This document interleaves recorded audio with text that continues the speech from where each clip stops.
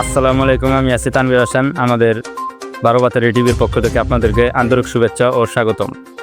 তো আজকে আমাদের আবহাওয়া পূর্বাভাসে জানানো যাচ্ছে যে বিভিন্ন এলাকা দিয়ে হেরে ঝড়ো আবহাওয়া প্রতিকূল।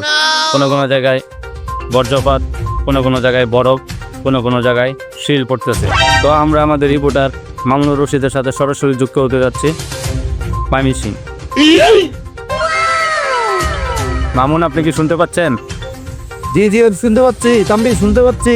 খুব পরিমাণ বৃষ্টি হইতেছে কল্যাণপুর মোড়ে, এখানে বরফ পড়তেছে তানভীর। আর দেখেন ফসলের জমিনগুলা দেখতেছেন, ফসল হইতেছে না, সব ভাঙ্গে ভাঙ্গে নদীতে যাচ্ছে গা।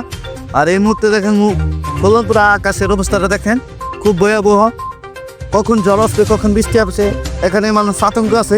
এখানে কোনো খাবার টাবার পাওয়া যাচ্ছে না, মানুষের খুব সমস্যা হচ্ছে, কাজে কামে যাইতে পারতেছে না তানভীর। এই ছিল সর্বশেষ।